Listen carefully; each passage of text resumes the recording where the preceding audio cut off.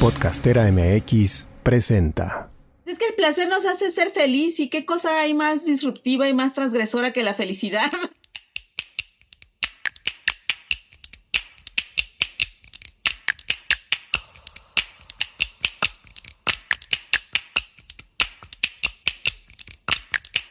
Me llamo Angélica Íñiguez.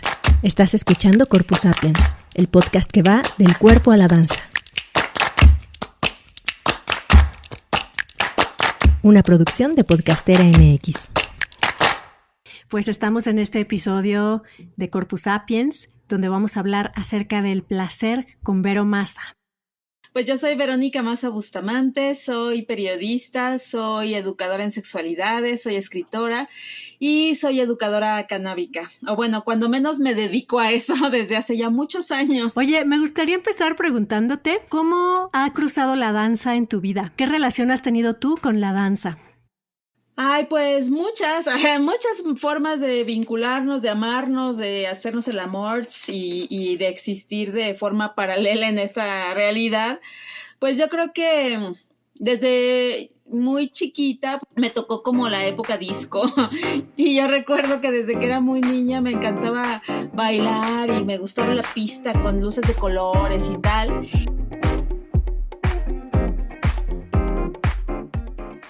Y después, como mucha gente, tuve una pausa donde seguramente tuve inseguridades hacia mi cuerpo y el rollo de bailar, porque la cuestión, y tú sabes seguramente esto, Angie, mejor que mucha gente, que nos han hecho creer que bailar o danzar es seguir una serie de pasos y una serie de estilos, ¿no? Y una serie de ritmos, lo cual tiene un sentido. Pero eso en mí en una etapa hizo que dejara de bailar, porque sentía que no sabía bailar, porque no sabía los pasos, porque no sabía bailar con una pareja. Pero por fortuna duró poco eso, y luego ya pues más bien me di cuenta que en realidad pues bailar era, o danzar, entrar en comunión con mi cuerpo, con mi ser, con mis infinitas posibilidades de divertirme en esta existencia. Y pues te estoy hablando de hace como 20, 25 años, y ya a partir de ahí no paré, y hoy en día la danza es algo que practico todos los días a mi manera, que enseño a mi manera, y sobre todo que me hace sentir libre y que me ha vinculado a muchas otras posibilidades de existencia y de entender quién soy yo. En este episodio vamos a hablar acerca de una manera o varias maneras de hackear a la Matrix a través del placer, a través de volver a sentir nuestro cuerpo, de volver a entrar en contacto con nuestro cuerpo por medio del placer en su amplio sentido. La idea del placer como un arma, por usar una terminología de la guerra, para hackear el capitalismo, esta idea de solo producir y de activar los cuerpos y entrenar los cuerpos para esto, para producir. Hackear ha sido un término que ha atravesado toda esta temporada. Hackear la Matrix como una posibilidad de crear nuevos imaginarios, nuevas formas de vivir nuestra vida en armonía con nuestro cuerpo y con el cuerpo colectivo, con el cuerpo de la Tierra también. Tú, en lo que haces día a día, ¿cómo te relacionas con el placer? De absolutamente todas las formas que tengo de existir en este plano material. Es mi constante y es mi labor más intensa y más frecuente, y es mi trabajo también. En fin, de todas las formas que se te puedan ocurrir. ¿Cómo sería una primera inmersión al placer? Pues yo creo que una primera inmersión al placer es entender qué es el placer en general, ¿no? En sí mismo, porque lo hemos malentendido, yo creo, a lo largo de la historia de la humanidad. Lo hemos vinculado con procesos genitales, lo hemos vinculado con un plus, vinculado con la reproducción, y le hemos perdido como la idea más profunda de lo que es el placer, ¿no? Voy a tratar de ser breve. Nosotros vivimos en esta realidad, ¿no? Material, en lo que vemos. Toda esa información nos llega a partir de nuestros sentidos. Tenemos 5 sentidos muy conocidos por todo el mundo, ¿no? Son los que nos enseñan en la escuela y en las casas y tal, que ya sabemos, ¿no? Olfato, gusto, tacto, vista y oído. Y tenemos un sexto sentido que no nos han dicho que es un sentido, pero lo es, que es la mente. Percibimos la realidad a partir de estos 5 sentidos y la mente nos ayuda a procesarlo, pero se vuelve un sexto sentido para existir en este espacio, ¿no?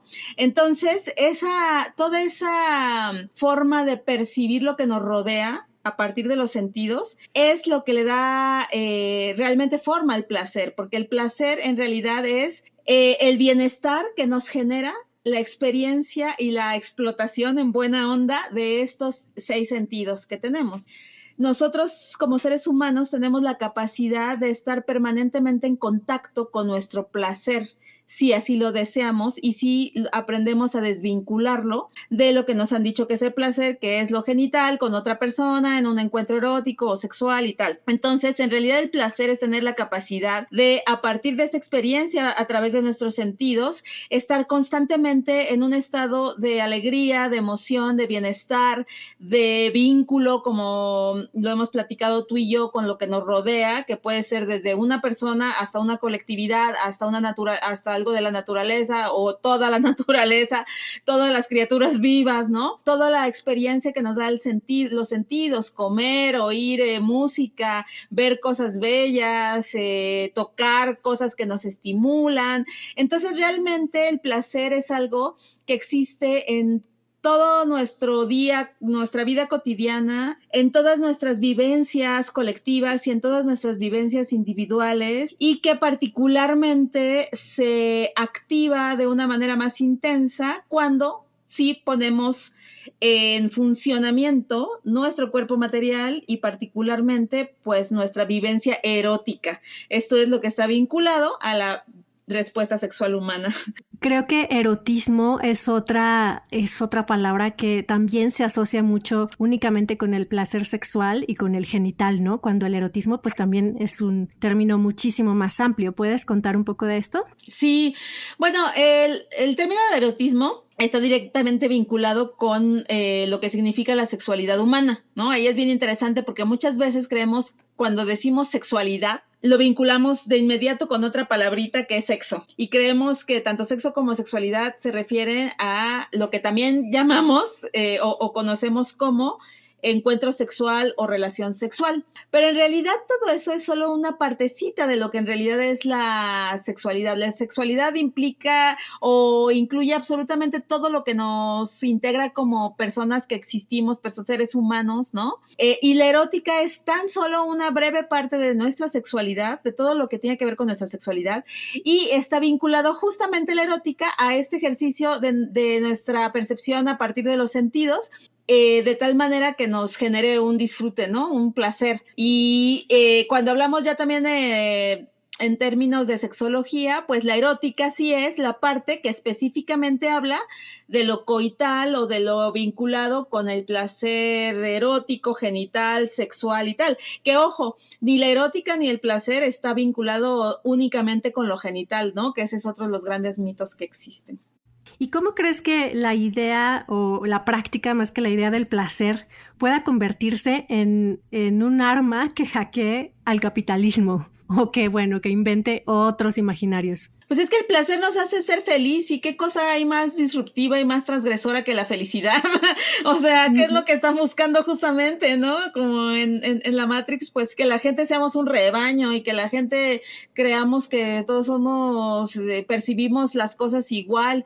Y en cambio, cuando entramos en una dimensión del placer, o sea, los seres humanos estamos constituidos por diversas dimensiones, pero incluso si nos vamos a nuestra primera dimensión, que es la de nuestro cuerpo físico, ahí el placer tiene a la vez muchas posibilidades de existencia, y qué mejor frente a una sociedad que nos quiere catalogar a todos de la misma manera y meter en un par de cajitas nada más, que explorando todas las posibilidades del placer y particularmente todas las posibilidades de la erótica. Cuando realmente entendemos la profundidad, la trascendencia y la infinidad de posibilidades que encierra el placer y particularmente la erótica, pues obviamente vivimos de otra manera, nos relacionamos de otra manera, vivimos cada día de otra manera y pues obviamente eso ¿qué nos lleva? Pues nos lleva a la libertad. Y pues, ¿qué es la libertad? Sino nuestra mejor herramienta justamente para hackear la Matrix. Claro, justo porque dentro del capitalismo, la Matrix, pues la idea es estar produciendo, ¿no? Y el erotismo y el placer nos llevan no necesariamente a producir, ¿no? Sino a todo lo contrario. Creo que ahí puede ser una línea de hacker. Pues fíjate que yo creo al revés. Yo creo que si las personas realmente vivieran a profundidad una erótica sana, una erótica rica, que existieran en lo que en el concepto de inteligencia erótica llamamos acto erótico y espacio erótico, seríamos más productivos. O sea, por ejemplo, yo lo veo en mi propia vida, ¿no? Realmente es impresionante lo productiva que soy. Y lo digo sin ego, o sea, realmente todo el día navego en muchos mundos, con mucha gente, con muchos temas, con muchas cosas, y siempre creo que soy capaz de hacer todo eso porque vivo en un constante estado de placer. Entonces está bien loco, porque incluso hasta la gente que quiere que sigamos en la Matrix o hasta debería de entender que si nos ayuda a que si seamos gente que vive en el placer, somos más productivos, porque si no vivimos en el placer, entonces estamos deprimidos. Si no vivimos en el placer, estamos enojados. Si no vivimos en contacto con el placer cotidiano, nuestra vida no tiene sentido de muchas maneras. Y eso que hace, pues que estemos deprimidos, tristes, encerrados, que no querramos trabajar, que no querramos ser productivos. Y entonces no salen las cuentas bien. Sería mucho mejor, la neta, hasta para este mundo capitalista o como quieras llamarle, la Matrix o los detractores de que la libertad, hasta sería mejor promover el placer porque la gente sería más productiva. ¿Y entonces por qué el placer es un tabú? Pues yo creo que básicamente por un cúmulo de situaciones históricas que se nos quedaron ahí introyectadas en el inconsciente colectivo y porque básicamente pues la gente no ha entendido bien de qué va el asunto del placer y de la erótica y en general de la sexualidad, ¿no?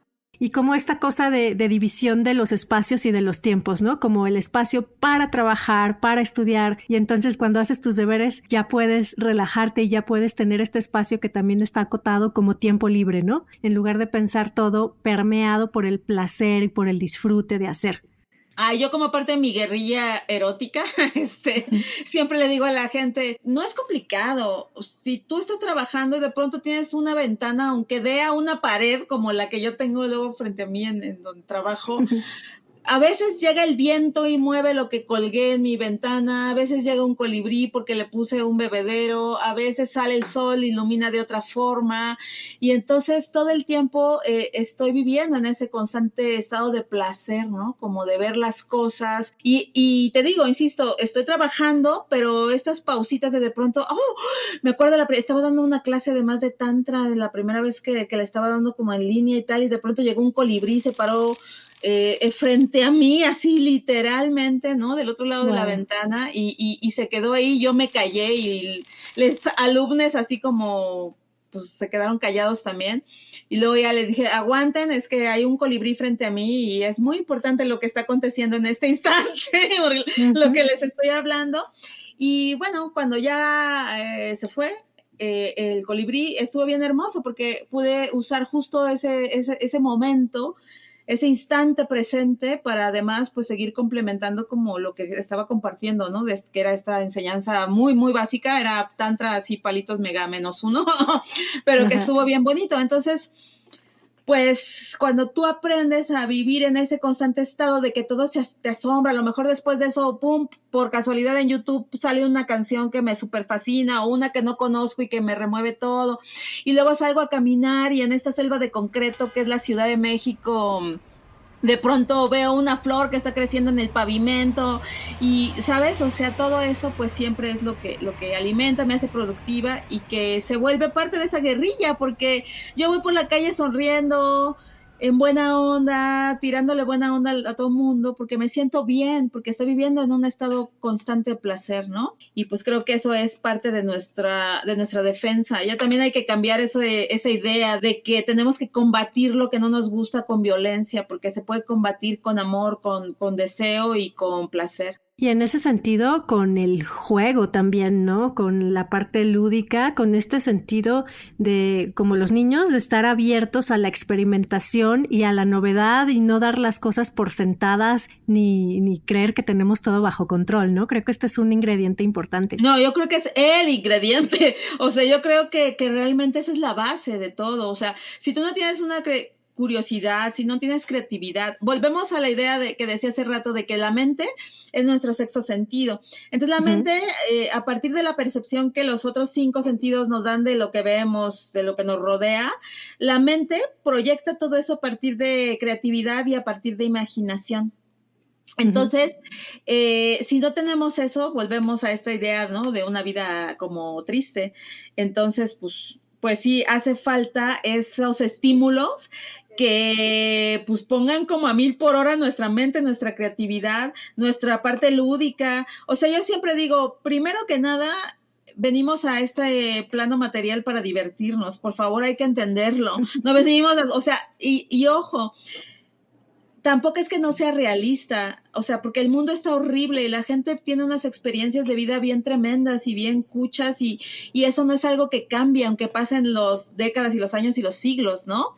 Pero incluso en esos momentos de más dolor, siempre hay algo de belleza y siempre hay algo de placer. Y entonces creo que también es bien importante que entendamos que incluso cuando el mundo se nos esté cayendo encima, cuando estemos sufriendo aparentemente y se nos haya muerto todo el mundo y nos quedemos sin chamba y no tengamos dinero, incluso en esos momentos siempre hay algo que nos va a generar una sonrisa, que nos va a dar felicidad, que nos va a hacer sentir bien, que nos va a generar placer, y ahí es donde tenemos que empezar a trabajar esa recuperación del dolor, ¿no? ¿Cómo vinculas el placer en tus guías de meditación? ¿Y meditar nos puede generar placer? Ay, bueno, yo creo que meditar es una de las cosas que más placer te generan, ¿no? El otro día estaba platicando con una persona que desde hace muchísimos años educa en el tantra sexual, ¿no? Que es pues una escuela filosófica del Oriente, vinculada con la experiencia de nuestro cuerpo físico para llegar a otros niveles de realidad, ¿no? Y de despertar de la conciencia. Pero lo que esta persona decía, hablábamos como del orgasmo que se presenta sin absolutamente ningún estímulo, más allá que lo que acontece en nuestro interior, ¿no? Porque vinculamos la experiencia orgásmica con que te estimulan los puntos clave de si bien te va, ¿no? Si bien nos va de claro, los genitales y del cuerpo físico, y todo eso, pero decía esta persona, y yo lo comparto totalmente y lo he vivido, ¿no? O sea, cómo realmente llegas a sentir un orgasmo sin absolutamente nada más que estar en un proceso meditativo, justamente. Entonces, ¿cómo se vincula? Pues de muchas maneras. Sí podemos llegar a partir de la meditación, incluso tener orgasmos como lo tendríamos con una persona, ¿no? Cogiendo, ¿no? Teniendo un encuentro sexual o erótico, pero a la vez el orgasmo no tiene que ser una meta, ¿no? Entonces, cuando tú te liberas y te entregas a la meditación como un proceso placentero también, pues ahí vives, ¿no? También, recordando así anécdotas, también hace un año, una cosa así, alguien nos preguntó a otra persona y a mí que practicamos meditación, que cuánto tiempo es que la pregunta era así como, ¿cuánto tiempo se tiene que meditar, ¿no? Y yo le dije, claro, bueno, si fuera por mí, viviría meditando. O sea, entiendo realmente a todos estos, pues, maestros indios y tal, ¿no? Que se van como a la montaña y ya dejan de hablar y viven totalmente en su interior. Y digo, por supuesto que se me antoja. Y, ¿sabes? A mí se me hace lo más sencillo, en realidad. De pronto, justo en este mundo bizarro en el que vivimos, de pronto decimos, wow, qué difícil debe ser irte a la ermita y al cerro, a la cueva, y hay que quedarte sin hablar con nadie. No, eso es lo mejor, porque vives realmente tu mundo interior, viviendo el placer que implica todo eso y la conexión con todo lo trascendente, ¿no? Realmente lo complejo es aprender a meditar y a estar en este mundo con todo lo que implica, ¿no? En esta Matrix, como dices tú.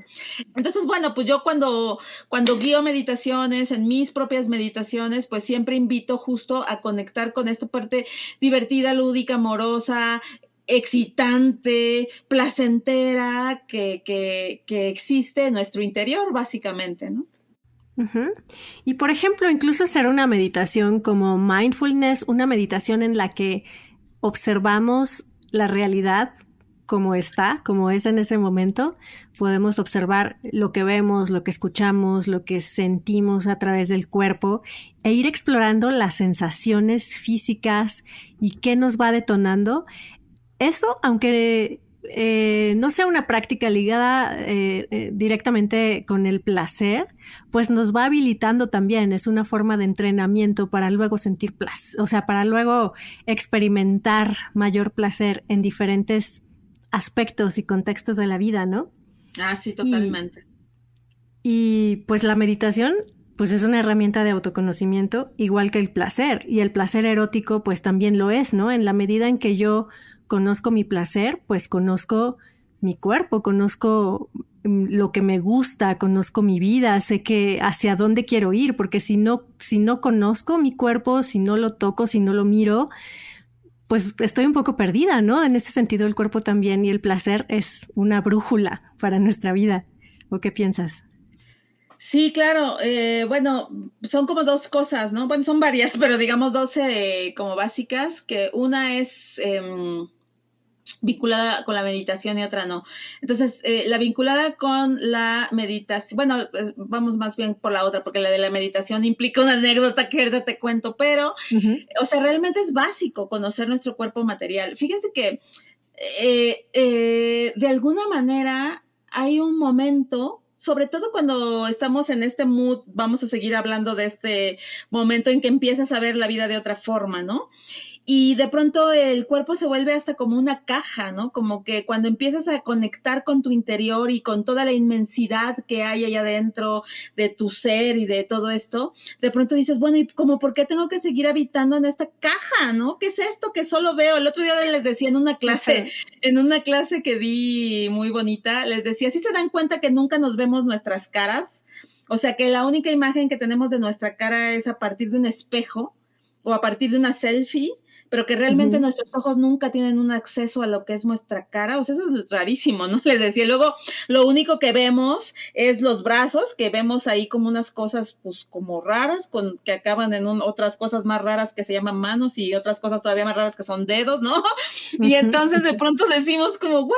¿Qué es esto? ¿Y qué es esto vinculado a esta voz que oigo y a esta visión que tengo, ¿no? Pero cuando logras trascender esta idea del enjaulamiento que te da el cuerpo y transformas tu cuerpo en algo, en otra herramienta más, ¿no? Como para una exploración de las múltiples posibilidades que como seres humanos tenemos, pues es increíble. Entonces, la verdad es que todas las personas tendrían que realmente estudiar sus cuerpos, como yo les digo, desde el dedo chiquito desde el dedo chiquito del pie derecho, así la uñita hasta el pelito más nuevo, pelito bebé, como les digo, hasta el pelito bebé que nos va saliendo. O sea, realmente tendríamos que tocarlo, cada parte, sentir, notar las diferencias en nuestras pieles, las de temperaturas, cada parte realmente, ¿no? Entonces es lo que tú decías, eso es básico. Aunque no haya un trabajo de conciencia, realmente tocar el cuerpo físico que nos contiene es de las cosas más increíbles que hay. Las mujeres particularmente hemos sufrido mucho de una serie de mitos y prejuicios que nos han llevado a suponer o nos han obligado, pues como a no explorarnos, no conocernos, no vernos en un espejo desnudas, no ponernos un espejo en los genitales, no, o sea, no como poder tener todas esas posibilidades, ¿no? Y la verdad es un grave error, porque mientras más nos conozcamos a nosotras y nosotros mismos, pues más vamos a poder sentirnos cómodos siendo quienes somos en esta existencia que nos toca, ¿no? Y a la vez, cuando nos compartimos con otra persona u otras personas, pues ya tenemos un avance, ¿no? Ya sabemos más de qué nos gusta, qué no, cómo. Y si abrimos un canal de comunicación, pues ya se hace como se pone buena la fiesta. Claro, conocemos nuestro placer, ¿no? Y no estamos esperando que la otra persona pues nos dé placer. Nos estamos responsabilizando de nuestro propio placer. Exacto. Oye, y esto que decías de que no conocemos nuestro cuerpo me recordó un dicho, ya sabes que hay dichos para todo, ¿no? De conozco X cosa como la palma de mi mano. Siempre me ha parecido muy chistoso porque ¿qué tanto conocemos la palma de nuestra mano realmente, no? ¿Cuándo fue la última vez que la miraste y que te quedaste observándola y conoces sus líneas? Yo pienso que vivimos a veces muy separadas de nuestro cuerpo, muy en la mente, y esto que decías de la imagen que te ofrece el espejo o que te ofrece la selfie, que paradójicamente vivimos en una época como de tantas imágenes, es como bien significativo, ¿no? Genera una distancia bien extraña entre lo que somos y lo que creemos que somos, ¿no? Ahí hay un terreno enorme para explorar. Exacto, exacto. Y te digo, y usar las herramientas, o sea, sí, realmente ver el espejo, incluso tomarnos selfies, pero tomarnos selfies como con la intención de conocernos y reconocernos y no de compartirlas en las redes sociales, ¿no? En esa misma charla te digo que les decía, no, nunca nos vemos la cara, y bromeábamos porque les decía, bueno, tampoco nos vemos la espalda, ¿no? Y las nalgas, pues más o menos como quien es más flexible, y ya estábamos ahí como haciendo las pruebas en esta clase, en este espacio, como de hasta dónde alcanzábamos a vernos con nuestros propios ojos, ¿no? Y luego tenemos también esta otra visión social, esta visión ajena que, uy, cómo nos jode, ¿no?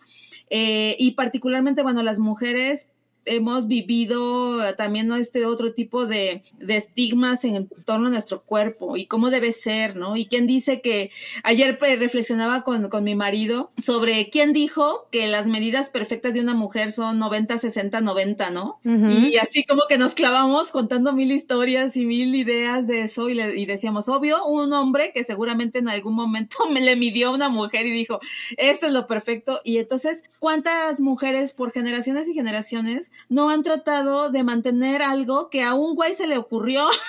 Y que tenía poder para institucionalizarlo y hacer creer que eso era lo ideal. Exacto, y entonces es como, ¿quién carajos dice que hay una medida exacta de tetas, de cintura, de cadera, de nalgas, ¿no? Que tiene que haber un perfil particular, un tipo de pelo, un tipo de cuello. Entonces, realmente eso ha sido una de las grandes topes o fallas que no nos han permitido conocer. Primero, fíjate cuántos niveles, Angie.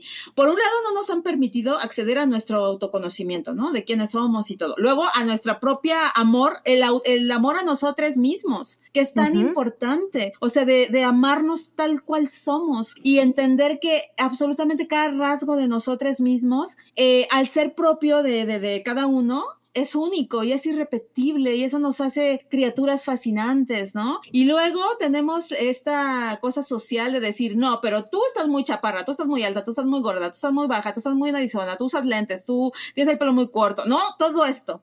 Luego viene todo lo que te dice los medios de comunicación, las revistas que estereotipan, ¿no?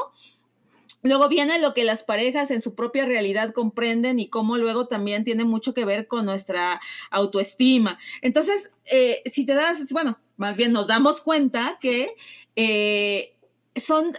volviendo a es que me encanta esa idea de hackear la Matrix, ¿no? Yo creo que una gran herramienta para hackear la Matrix es decir, quítate todas esas etiquetas que tienes sobre ti, sobre tu cuerpo, sobre lo que ves frente a un espejo, sobre lo que ves en una selfie y realmente trata de profundizar más allá de todo eso y no trates de complacer a nadie más que no seas tú misma o tú mismo de entrada. Y ya después, mira, ya cuando uno está complacida, ya juega. Volvemos a esta idea hermosa que me decías hace rato, ¿no? De divertirnos y de jugar, o sea, cuando uno se asume como es, con todas sus características exteriores e interiores, entonces luego juegas. A mí, por ejemplo, ahora me encanta y digo, voy a tal programa de tele, me visto así, ¿no? Voy a ver a tal persona que espera esto, pues así me peino, así me maquillo, o no me maquillo, o así ando, o simplemente voy al bosque y absolutamente no veo un espejo para nada, ¿no? Y da lo mismo exactamente como esté. Entonces, eso es jugar también, ¿no? Cuando nos asumimos tal cual somos. Sí, y me recuerda a esta idea budista de la flama de la vela, de que somos como la flama de la vela, que siempre somos la misma, pero nunca somos la misma, siempre estamos mutando, ¿no? Y poder jugar con eso, con lo que nos viene en gana cada día, está increíble. Y es como la máxima cosa disidente que podemos hacer, ¿no? Conocernos, conocer nuestra historia también, qué es lo que nos cruza, qué es lo que nos ha llenado la mente de lo que creemos que nos gusta, también esa es otra cosa, y cómo irnos quitando estas capas como cebolla, estas capas de, que dices, ¿no? Como de creencias que ni siquiera vienen de nuestra cabeza, que vienen como del colectivo, de otras cabezas, y cómo llegar al autocuidado y al amor. Esto me parece así súper, lo más potente que puede haber. Y pienso también en todas estas imágenes de autocuidado. Lo platicaba con Shaila, que ya escucharemos el podcast con ella, acerca de cómo, si tú buscas en una librería de imagen o simplemente como en Google, imágenes de autocuidado femenino o ideas de autocuidado femenino, lo que aparece son cirugías, depilaciones, mascarillas, ¿no? Todo eso que aparentemente es autocuidado femenino, pero que en realidad es sobre todo una modificación del cuerpo o encaminar el cuerpo hacia estándares de belleza que ya están preconcebidos y prediseñados y que muchas veces vienen también como desde una mirada masculina, ¿no? Ay, no, es que realmente todo, todo. Por eso, ¿sabes? Por eso es cuando se entiende que vivimos en la heteronorma, ¿no? O sea, el otro día decía en una clase también que di en línea de sabiduría sexual femenina, y que luego lo oyó un hombre que es mi marido, que es el que siempre me oye de todo. Siempre está ahí. Sí, siempre está ahí, pero se moría de la risa porque decía, ay, lo dices tan directo y claro, porque decía, y se los digo ahora, ¿no? O sea, vivimos en una sociedad heteropatriarcal, machista, coitocentrista, falocéntrica, adultocéntrica. Uh-huh. Ajá, adultocéntrica, que entonces todo eso nos va metiendo, volvemos a la idea de las cajitas, ¿no? Como en cajitas. Uh-huh. Entonces, pues sí, justo lo que tú dices es esta heteronorma, pero el problema es que las mujeres, y te decía hace rato que tiene mucho que ver con procesos históricos de la humanidad, ¿no? Uh-huh. Lo han entendido, o sea, yo me acuerdo que mi mamá, porque a la vez su mamá se lo decía, todas estas cosas de cómo se comporta una mujer, cómo es una señorita, ¿no? Yo ya estoy bien ruca, entonces me tocaba todavía este concepto. Así como de, tienes que sentarte así, caminar así. Con las piernas juntas. Ajá. Sí, exacto, las piernas juntas, y si la vas a doblar, que sea bien cookies, y camina derecha. El otro día también decía, ay, ya entendí.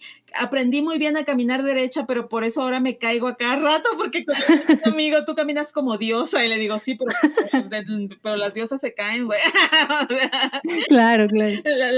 Todo lo que está en un pedestal se cae, ¿no? Sí, claro. Y entonces... Y más en estos días. Exacto, entonces, sí, pues vivimos justo en ese heteronorma donde efectivamente, como tú dices, todo lo que aparentemente es para nuestro bienestar y para, pues ni madres, ¿no? O sea, por ejemplo, ahorita que decías esa palabra, pensaba en toda nuestra menstruación también, es que hasta eso, ¿no? Se han apropiado, entonces que sí, uh-huh. Debes de tener así la regla y con estas cuidados o con estas, no, que no te manches nunca, que no huelas nunca, que no tengas que correr al baño, que no nada, que no cojas nunca porque tienes o sea, entonces de pronto también hasta un proceso natural vinculado con ser mujer se vuelve algo que está en manos de las demás personas, es una locura.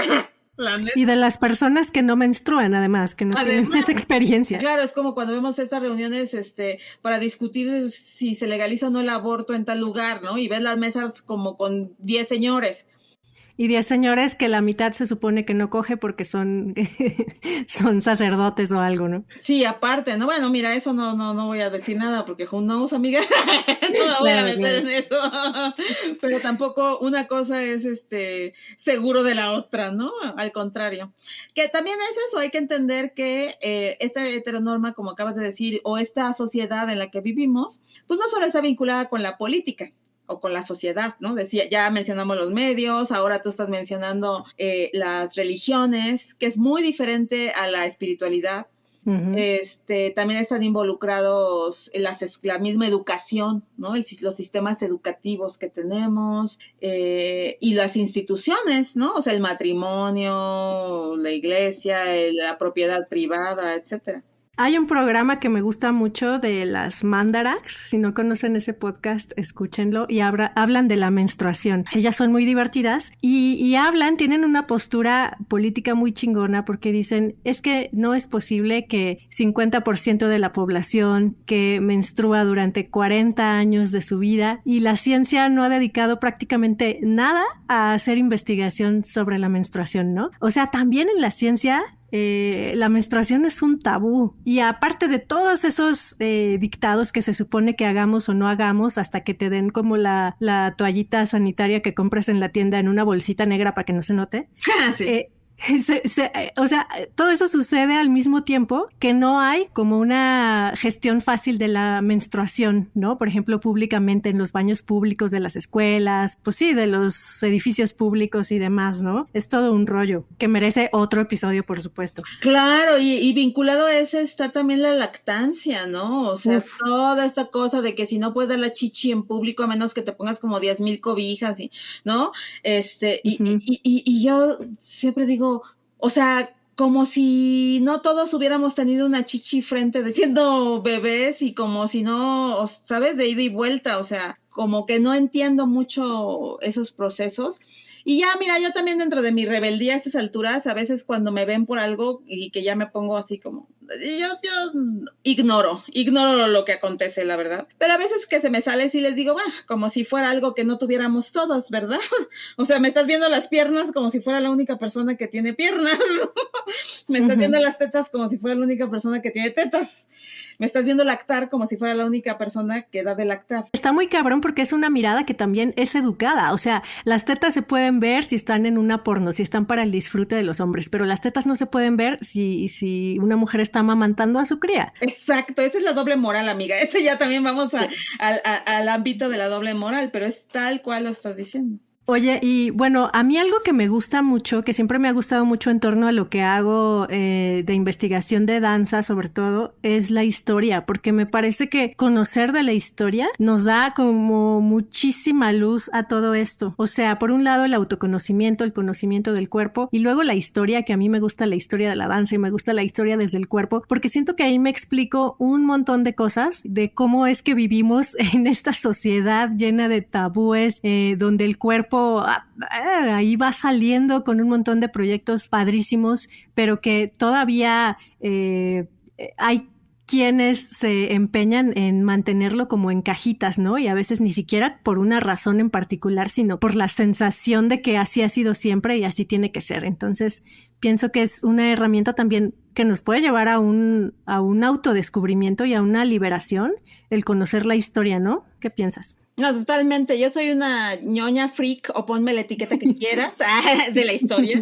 De hecho, en los 3 libros comerciales que tengo, yo he publicado 7 libros, de los cuales 3 son comerciales y los otros 4 han sido para distribución gratuita de gobiernos, ¿no? Entonces, en los 3 que tengo comerciales, todos, la primera parte es histórica, porque para explicar lo que yo explico, que son placer justamente, maternidades, meditaciones, música, gozo de todo tipo, tengo sí o sí que vincular con la historia. Lo más loco además es que cada vez me voy más atrás en la historia, porque cada vez hay más maneras más formas de acceder a otra historia. Además, eso es algo increíble. Vivimos en un mundo en donde se están cayendo tantos velos que cualquier espacio de existencia en el que querramos mirar o profundizar va a estar vinculado con un proceso histórico que se puede ir realmente a miles y miles y miles de años, a una historia mucho más atrás de la que nos han compartido. Pero incluso aunque partamos de lo más convencionalmente aceptado, que son los sumerios,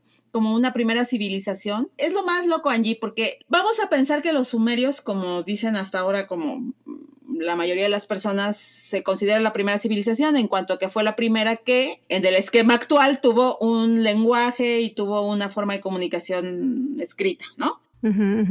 Los sumerios realmente adoraban a diosas, o sea, sus diosas principales era una misma diosa con diferentes formas, era una mujer. La erótica era sagrada, realmente la erótica era una forma de vincularnos primero con esa divinidad y después con la divinidad que cada uno tiene en su interior, que a fin de cuentas es la misma, pero bueno, esa es otra historia. Y nada más nos duró los sumerios, porque después ya empezó la sociedad egipcia, digamos, luego los griegos, los romanos, y ya empieza a tomar forma la historia como la conocemos hasta hoy en día, y el patriarcado pues comienza justamente, ¿no? Después de los sumerios. Entonces, todas las prácticas que hoy en día tenemos, el matrimonio viene de la Edad Media. Yo luego a mis alumnas les digo, imagínense que el matrimonio en su momento tuvo un sentido porque existía la propiedad privada y los hombres se iban a la guerra y no estaban en la casa, y entonces trataban de asegurar al casarse que sus bienes por los que luchaban en una guerra fueran de su linaje, ¿no? Por decirlo muy básico. Y hoy en día ni todos los hombres van a la guerra, ni tenemos ya ni un peso, deja tu propiedad privada, ¿no? Claro. Ni siquiera tenemos claramente bien, como se ha demostrado con los estudios en la genética, quién es hijo de quién. O sea, como por qué entonces seguimos preservando instituciones como la del matrimonio con las mismas reglas exactitas de la Edad Media, ¿no? Ahí es donde dices, hay que cambiar un poco el chip. Y así te puedes ir con cualquier otra idea. Y además lo interesante también, Angie, es ver según la era y según el continente, cómo se fue, y cuando armas todo el panorama de al unísono qué pasaba en cada parte del mundo hace siglos, y cómo se va vinculando la historia, es donde entiendes también por qué vivimos en una sociedad homogénea, en el sentido de que llegamos de diferentes formas, pero todos nos concentramos en una existencia, decíamos, ¿no? Heteropatriarcales y tal. Entonces sí, sin duda no hay mejor forma de tomar conciencia, de vivir en conciencia, de entender dónde podemos ubicarnos en esta realidad que la historia, que echar el vistazo atrás en la historia de la humanidad. Y decías del matrimonio que viene de la Edad Media, pues lo más sorprendente es cómo hemos durado tanto tiempo con esa institución, ¿no? O sea, está durísimo, ¿no? Mi último libro se llama Sinfonía del Placer, lo que nos enseña la música en el sexo y viceversa. Ahí justamente exploro el vínculo de la música y nuestro derecho al placer en todo, desde que la especie humana surge, aparentemente, o como nos han contado, pero la parte de la Edad Media es muy interesante porque se prohibió tanto muchas formas de la música, de crear música, como todas las formas casi de nuestra vivencia erótica. ¿Por qué? Porque tanto la música como algo creativo, o sea, algo que viene de la creación, y la erótica, que está vinculada también con la posibilidad de crear, desde crear bienestar hasta crear un ser vivo, pues fue lo que se prohibió. Entonces solo existía la música sacra, ¿no? Los cantos gregorianos era lo más que llegábamos, y que luego ya en los 90s hasta cachondeamos con ellos, pero bueno, y la erótica pues se limitó a realmente el punto uno de las posibilidades, ¿no? Ajá, y la danza también. La danza se metió en unas cajitas en las que no podías pasarte pues de ahí, justo, ¿no? Había que moverse de cierta manera en ciertos lugares con ciertos ahí corsés y miriñaques bien apretados. Sí, ¿sabes? Hace como... la primera vez que yo viajé a Jordania fue hace 7 años, me lo recordó el Facebook hace poco, y ahí hubo una parte que me llamó mucho la atención hablando de danza, porque bueno, pues es un país musulmán, ¿no? Donde las mujeres tienen un papel particular, ¿no? Digamos que Jordania de alguna manera es como de lo más abierto dentro de toda esta área de naciones, pero a lo que voy es que en el mero desierto de Wadi Rum, como en esta zona más aislada y todo, tienen unas danzas súper bonitas, pero bailan entre hombres. Las mujeres no pueden bailar, como no pueden mostrar el cabello, porque mover el cuerpo y mostrar algo tan llamativo como puede ser el cabello genera el pecado, y entonces se prohibió. Y entonces es una cosa súper interesante porque por un lado estás viendo a hombres que están bailando de una forma seductora, coqueta, provocativa, pero después se voltean y te tiran la onda durísimo, ¿no? Así como más, ¿cuántas cabras quieres, no? ¿Cuántos camellos quieres para venir conmigo? Y entonces tú dices como, ¿what? O sea, no, como que algo no me macha. Pero claro, es la historia misma la que ha hecho esas otras realidades, ¿no? Sí, totalmente. Wow, cuántas cosas tan chidas. Creo que este episodio ha sido como de picar un poquito de todo. Ya me estoy saboreando también que hagamos algo sobre el cuerpo y la divinidad, porque ¿cómo no? El cuerpo es la materialidad, la materialización de lo divino, por supuesto, ¿no? Aquí estamos. Y del erotismo contra el mito de la virginidad, por ejemplo, que ha servido para tanto control. Y el acto mismo de la creación, de dar vida, no sé si hay algo más sagrado que eso, ¿no? Ay, claro, y aquí dos cositas que quiero agregar, Angie, que es una es efectivamente, olvídense por favor de la virginidad, o sea, la virginidad es así como el ratón de los dientes y el hada que les deja dinero en la almohada, o sea, realmente la virginidad es una construcción social y una construcción cultural, porque realmente si nos vamos a la fisionomía de las mujeres, ni todas tienen himen, ni todos los himen son iguales, ni todas se les rompe en caso dado de la misma manera, ni implica que el tener un himen quiere decir que no hayamos tenido contactos eróticos y hayamos sentido placer. O sea, la virginidad de verdad que es así ya como de que dice uno, ya de plano, güey, o sea, neto, ya, no voy a creer en eso, por favor.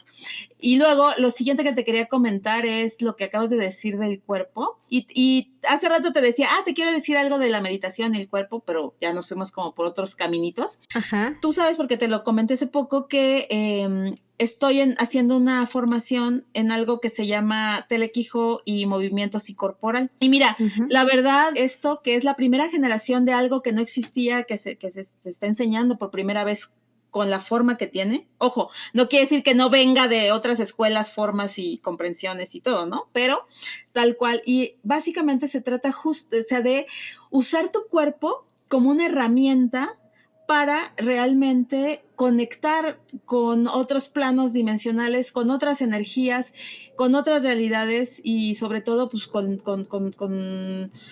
las formas más sublimes de creación, ¿no? Pero entonces es una locura porque aprendes realmente a desconfigurar todo tu cuerpo, ¿no? Te lo decía, creo que el otro día que platicábamos, como cada parte que te integra, hay una cosa que es la idioquinesis, ¿no? Que también te vas imaginando para poder lograr entrar a estos procesos de meditación a partir de tu cuerpo físico.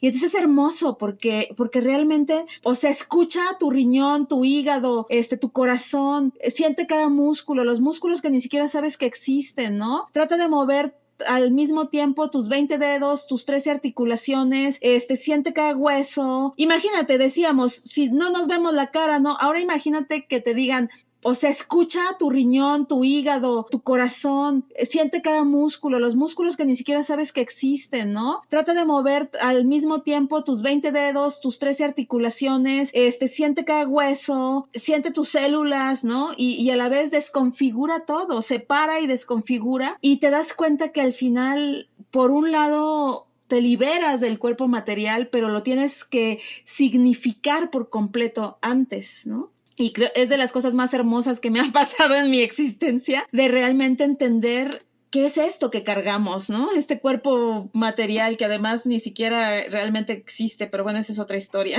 amiga mía. Wow, yo ya quiero tomar un taller contigo. ¿Estás dando talleres? Sí, bueno, hablábamos, ¿no? Que me decías hace rato de las meditaciones y todo. Pues en resumen, mira, voy a empezar en el segundo semestre del año, ya de una manera linda y ordenada, a hacer clases en mi ciudad, que es la Ciudad de México, y en otras ciudades donde me inviten. Y voy a hacer retiros también. Entonces, básicamente voy a trabajar la meditación de sonido, que me fascina, porque me he clavado mucho, pues digo, desde mi libro y antes. Ahora sí que toda mi vida con los sonidos, entonces es cómo entras a estados meditativos a partir de todo lo que es sonido, que puede ser desde tu voz, o sea, meditaciones guiadas con la voz, hasta con ciertos instrumentos, ¿no? Cuencos, tambores, etcétera, hasta con playlists, hasta con música extática, hasta con frecuencias, ¿no? Que ya sabes que se pueden trabajar diferentes frecuencias en la música. Entonces, esa es una cosa que voy a hacer, que es la meditación con sonido. Y luego, en cuanto al baile, pues más bien, como me interesa mucho, esto que estudio, te digo, es telequijo y movimiento psicorporal. Luego, me encanta también el tai chi. Y todas esas técnicas ya más chinas, ¿no? Y sobre todo chinas, pero japonesas también, del trabajo del cuerpo. Y he estudiado danza primal. Entonces, básicamente lo que yo quiero dar es como danza primal, que me parece como lo más sencillo y a la vez como la puerta de acceso, como para que la gente entre en un contacto con su cuerpo de una manera muy primitiva, muy original y muy directa. Y obviamente de sexualidad también voy a dar tantra, porque obviamente una cosa me ha llevado a otra, y ahorita estoy muy metida en el estudio del tantra sexual, del tantra como filosofía, y del tantra sexual, pero no, o sea, es que llegó a Occidente y se ha estudiado y se ha hecho muchas cosas del tantra sexual en Occidente, pero... Cuidado con eso, ¿no? Hay tantos cursos de tantra fake que de verdad tengan cuidado con eso. Y luego te dicen que el tantra es que te metan no sé qué cosa por la vagina y que el pene, y que se trata entonces de aprender a reprimir la eyaculación. Y yo decía, no, eso es la peor definición realmente, y es la más popular. En realidad lo que el tantra enseña es a prolongar el deseo. A mí me gusta la palabra elongar, y tú sabes que en todo lo que trabajamos con el cuerpo es hermoso cuando elongas todo tu cuerpo. Así podemos hacer el deseo, lo elongas, lo expandes, y entonces ya da lo mismo. O sea, ya no tienes que estar pensando en el equipo de fútbol tal para que no te corras o no te vengas, ¿no? O sea, ya elongas. Y entonces, en el Atlas. Exacto. En Cruz Azul, ¿no? O sea, ay, que no le ganen. Y yo, ay, lo siento, ya me vine porque ya le ganaron todo el tiempo. Ay, perdón, Cruz Azulinos, no, discúlpeme por mí. Fue la analogía. Pónganle cualquier nombre de equipo que quieran, pero bueno. Exacto. Entonces sí, por ejemplo, es eso, decir, no, espérate, porque si tú tratas de retener tu eyaculación de técnicas como que no vienen al caso, te puedes hacer un daño. En cambio, si aprendes que el placer es algo que está bajo tu control y no de tu pene, ni de tu mente, sino de tu ser completo, entonces elongas, ¿no? Prolongas el deseo, y puedes mantenerte así, y puedes tener orgasmos incluso siendo hombre sin eyacular, y puedes mantener tu erección. Pero bueno, son cosas bien hermosas, bien interesantes, y que realmente todo se vincula, ¿no? O sea, meditación, sexualidad, cuerpo, danza. Yo trabajo mucho con cannabis, enteógenos, plantas de poder, pero de una manera súper racionada y racional. No racional porque no es que lo piense con la mente, pero me he capacitado desde hace ya muchos años.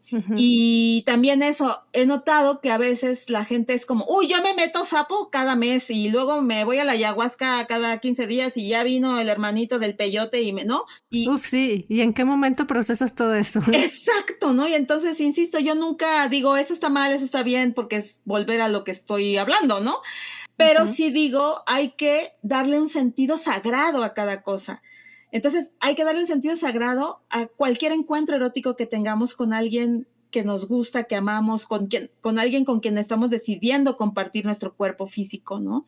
Hay que hacer sagrado el hecho de usar una planta que surgió en nuestro planeta para ayudarnos a algo, ¿no? O una sustancia, un algo, ¿no? Un enteógeno. Entonces, también eso, parte de la educación que yo doy en estas plantas psicoactivas y particularmente en la cannabis, está muy vinculado a ayudar a que se integren todas estas dimensiones del ser, estos planos de la existencia, estas ondas cerebrales, ¿no?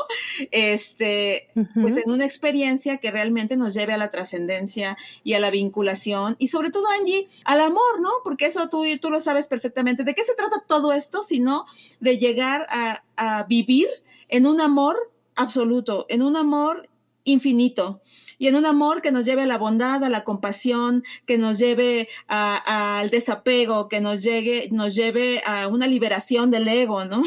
Y eso se logra a partir del sexo, a partir de plantas sagradas, a partir del cuerpo, a partir de la comprensión de las realidades y de la disidencia misma, ¿no? Que es esta oposición frente a lo que nos dicen que tiene que ser y no es. ¿Crees que el placer algún día sea un derecho humano? ¿Que el erotismo se considere un derecho humano? Pues es que lo es, o sea, nosotros tenemos como sociedades derechos humanos que son un chorro, ¿no? Y parte de esos derechos humanos son los 11 derechos sexuales que tenemos en la humanidad. Y uno de esos 11 derechos sexuales es el derecho al placer. Entonces, ¡wow! ¿Cuántas cosas tenemos que saber que no sabemos? Sí, entonces reconocido por todas las instancias, desde la Organización Mundial de la Salud, la ONU, todas las instancias internacionales defienden la existencia de los derechos humanos y dentro de esos derechos humanos, 11 derechos sexuales. Ya se le quitó lo de reproductivos porque también encasillaba. Y dentro de esos, derecho al placer, derecho al libre desarrollo, o sea, de que podemos vincularnos eróticamente y amorosamente con que se nos hinche la gana, existir como queramos, con la identidad de género y la orientación sexual que nos vibre, ¿no? Entonces realmente sí es ya un derecho, Angie, desde hace un chorro. Ahora, el punto es que nadie nos lo enseña, nadie nos lo dice. Totalmente. Así es que gracias por educarnos. No de nada. Es un placer, literal. Es un placer. Gracias, Vero, por todo esto. Estoy muy contenta de haber platicado contigo y además, bueno, de que vengas a Guadalajara también y podamos hacer un taller acá. Ya les estaremos avisando. Ay, totalmente, yo puestísima y bueno, para mí sería así orgásmico la posibilidad de poder crear algo contigo, Angie, desde tu propia percepción del cuerpo como también este vehículo hacia la libertad y a las posibilidades. Entonces, quienes estén oyendo este podcast, por favor, escriban o no sé cuál sea el medio de comunicación, pero háganos saber su entusiasmo para que organicemos algo y va a ser bombástico poder ir pues sobre todo, ¿sabes?, a platicar y entender algo antes de irnos, Angie, que es, también ya hay que quitarnos la etiqueta de soy maestro y tú eres alumno, o yo soy alumno y tú eres maestro. O sea, yo creo que en esta existencia todos venimos a la vez a ser maestros y a ser alumnos, ¿no? Y alumnas, obviamente, y maestras. Y pues siempre es bien hermoso que yo soy guamera, yo estoy aquí en la Universidad Autónoma Metropolitana Xochimilco, donde tenía el sistema enseñanza-aprendizaje. Y desde que estaba ahí, que estudié comunicación, ¿no?, mi primera profesión, pues aprendí eso y ahora lo exploro, lo exploto y lo valoro más que nunca, de decir, pues vamos a educarnos entre todos, particularmente tú y yo, Angie, si tenemos esa posibilidad, pues de hacerlo con todo nuestro amor, entusiasmo y carisma y diversión. Sí, yo súper entusiasmada de hacer eso, ya lo platicábamos el otro día y bueno, pueden seguir @corpusapiens en Instagram y en Facebook y decirnos qué les gustaría, qué les interesa, qué les pareció este episodio. ¿Por qué no nos das tu contacto, tus redes? ¿A dónde te pueden escribir, preguntarte por los talleres allá en Ciudad de México? Claro que sí. Tus libros, conseguir tus libros también. Sí, pues bueno, los libros Sinfonía del Placer lo edita Turner y ese está todavía girando ahí en todas las librerías. Los otros, que es El Motel de los Antojos Prohibidos y Madres, lo que nadie se atreve a decirte sobre la maternidad, ya se agotó físico, pero hay ebooks por ahí. Y bueno, búsquenme en redes sociales, en Facebook me encuentran como Verónica Mazo Bustamante, la doctora Verótica, que es como mi nickname. En Twitter, por lo mismo, me encuentran como @DRA, como de doctora, Dora Verótica. El Verótica va con K. Y en Instagram como Vero Maza, y pues ahí normalmente comparto pues la existencia, yo creo en sí misma, ¿no? Pero particularmente pues sexualidad, enteógenos, meditación, conciencia, ecología, sustentabilidad y todo lo que nos hace falta en este planeta ya tan dañado. Y un honor, mi querida Angie, de verdad, un súper honor, un placer y pues un gustazo apapachador. Entonces saludos a ti y a quienes nos escuchan y pues a darle, que la vida es corta y hay mucho trabajo por hacer. Y muchas cosas ricas por disfrutar también. Acuérdense, eso forever, todo el trabajo siempre tiene que ser divertido. Entonces, pues a divertirnos. Corpus Sapiens.